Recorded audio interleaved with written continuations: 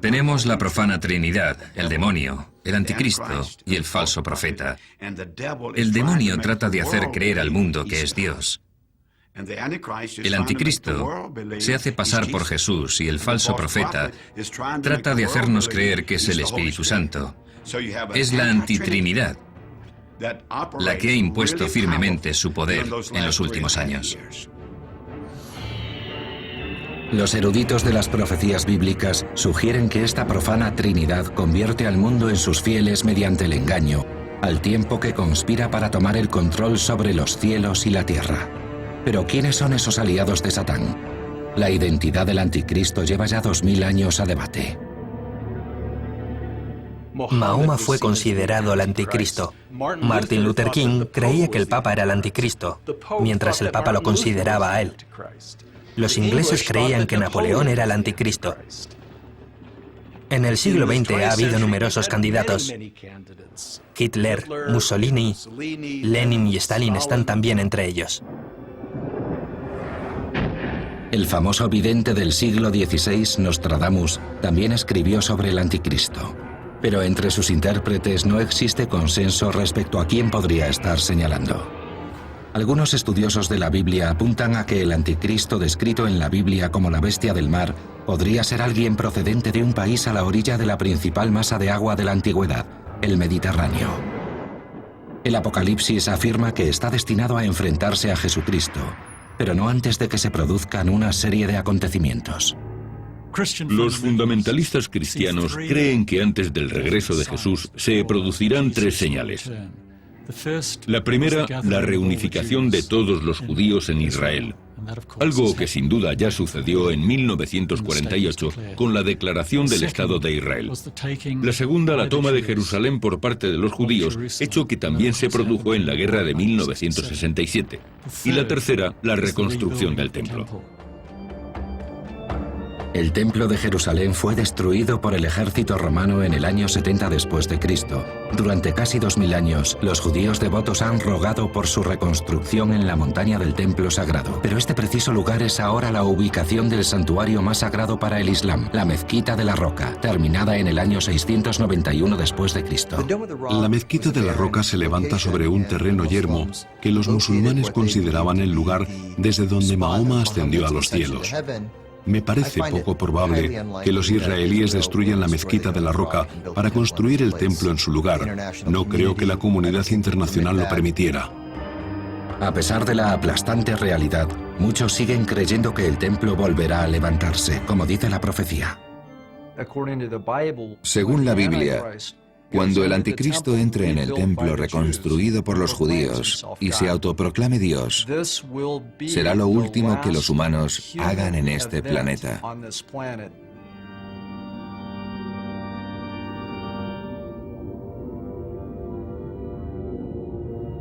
El Apocalipsis anuncia que conforme el anticristo y la profana Trinidad vayan seduciendo a la humanidad, se desencadenará una serie de horribles desastres.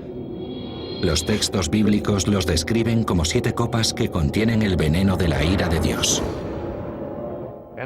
Son parecidas a las trompetas. De hecho, siguen más o menos el mismo patrón secuencial a la hora de azotar la tierra, los océanos, los ríos y el aire. Pero en lugar de provocar daños en 1/3 de ellos, los provocarán en el 100%. El Apocalipsis describe esta oleada de catástrofes como la criba final para exterminar a todos aquellos que se nieguen a seguir a Dios. El escenario mostrado es grotesco. Cuando los ángeles viertan el contenido de sus copas, la enfermedad y la peste se expandirán sin control. El desenlace que narra el Apocalipsis es de escala tan astronómica que hará pequeñas las crisis pandémicas más graves a las que hasta ahora se haya enfrentado la Organización Mundial de la Salud. Actualmente estamos en plena pandemia. El virus H1N1 o gripe porcina está clasificado en un nivel 6 de alerta pandémica por la Organización Mundial de la Salud. Esta gripe ha saltado de una especie a otra. Cuando una gripe es capaz de saltar de una especie a otra, es capaz de infectar a mucha más gente, gente que nunca ha estado expuesta a ella, de modo que no cuenta con defensas.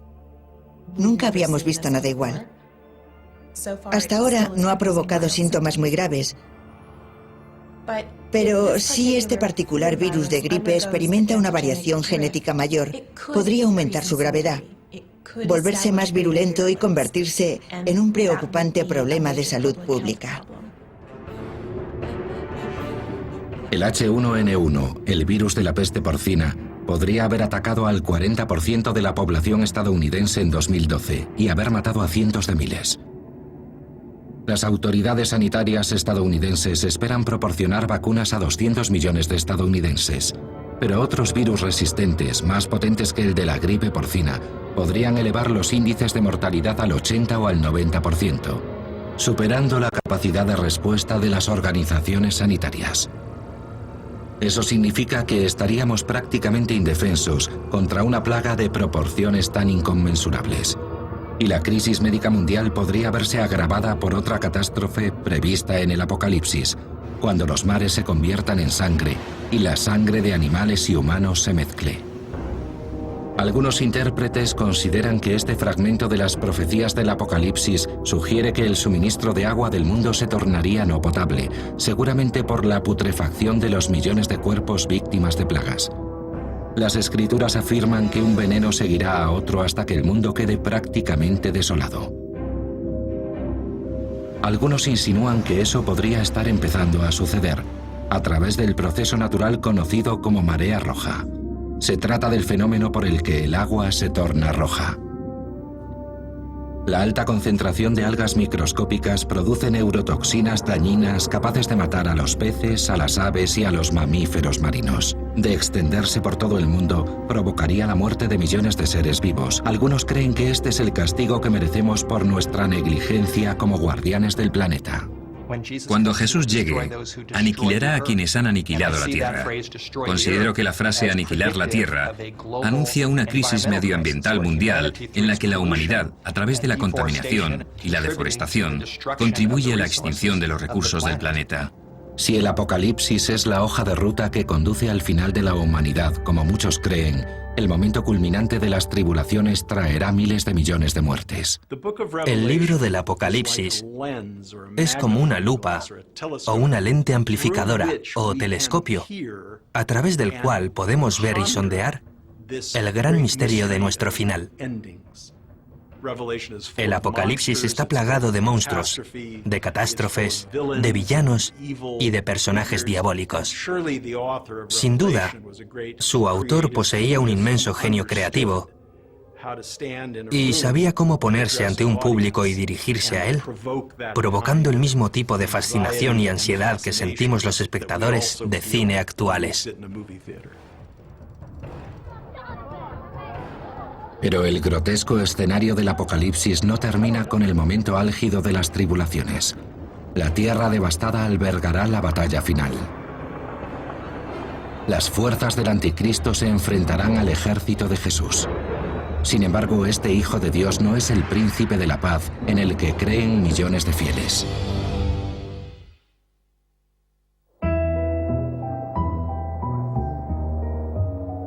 ¿Se han roto ya los 7 sellos de los que habla el Apocalipsis? ¿Es posible que nos encontremos en plena cuenta atrás hacia una supuesta batalla final? Algunos afirman que los acontecimientos a los que hoy en día asiste el mundo demuestran que esta línea cronológica bíblica podría ser siniestramente precisa en su pronóstico de la ubicación de la épica batalla. Las 3 principales religiones del mundo, judaísmo, cristianismo e islamismo, convergen en la nación de Israel. Dado el violento pasado y el convulso presente de la región, algunos intérpretes la consideran un punto candente para un conflicto de tal envergadura, la gran batalla final.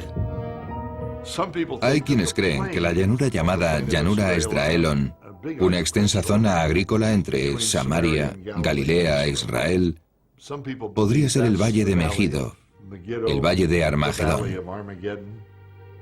La ubicación del Valle de Megido, en la encrucijada de lo que fuera una importantísima ruta comercial, lo convirtió en un codiciado enclave para las antiguas facciones enfrentadas. Los estudiosos de la Biblia consideran que su largo historial bélico pasado podría haber inspirado al escritor del Apocalipsis, Juan, para señalarlo como el lugar donde se produciría el último encuentro entre Dios y Satán. Según el Apocalipsis, Jesús emergerá de los cielos en un caballo blanco para liderar la reunión de los ejércitos de Dios. Pero el Jesús que describe el texto dista mucho de ser el Salvador benevolente en el que creen sus seguidores.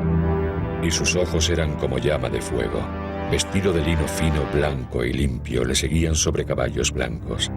De su boca sale una espada aguda para herir con ella a los gentiles, y él los regirá con vara de hierro. Apocalipsis 19, 12, 15. Es completamente imposible la reconciliación entre el Jesús del Apocalipsis, que viste con ropas manchadas de la sangre de los cientos de miles de muertos en el campo de batalla, con el Jesús amable y comprensivo del Sermón de la Montaña. Son dos personajes distintos. El Apocalipsis narra cómo el Jesús guerrero avanza con su ejército contra las fuerzas del Anticristo, encabezadas por él, seleccionadas de entre las naciones a las que ha engañado para que le rindan culto. Las fuerzas del bien finalmente prevalecen sobre las de la profana Trinidad, después de años de impostura.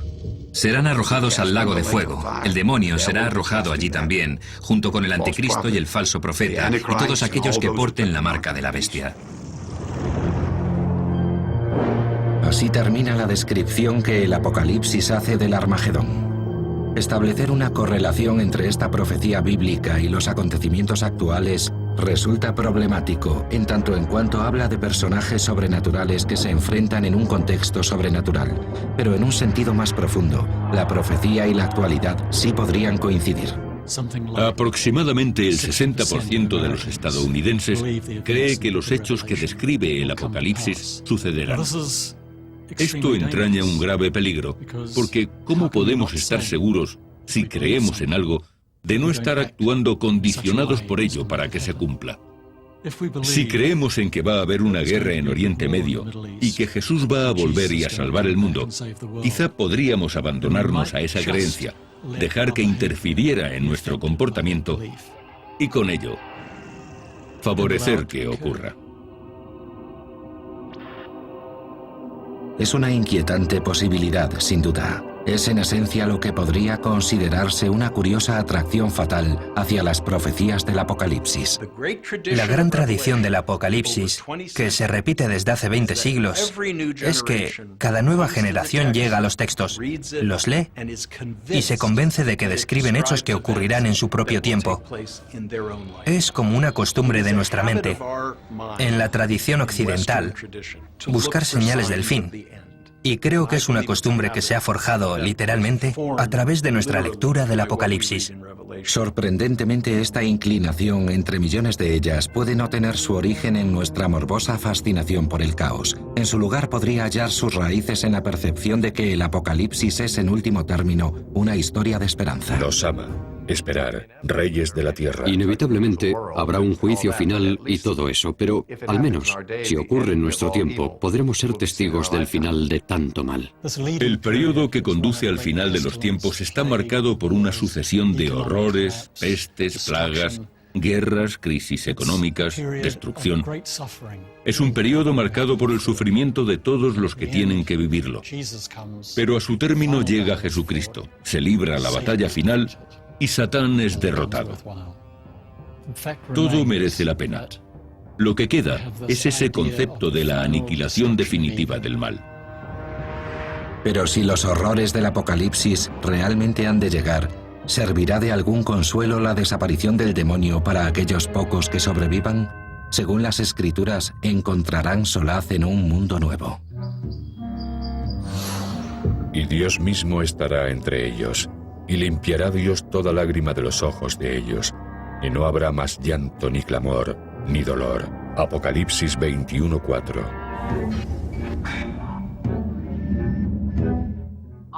Todo parece apuntar a que llegará un tiempo marcado por el sufrimiento y las catástrofes.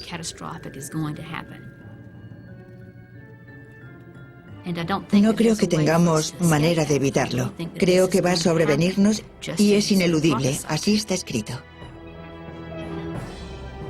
Solo el tiempo puede decirlo. A juzgar por el comportamiento que los humanos hemos venido mostrando durante los últimos 100 años, parece posible que se cuenten por millones los pertenecientes a la actual generación que busquen en el Apocalipsis pistas sobre el final de los tiempos, preguntándose cómo y cuándo todo ha de terminar.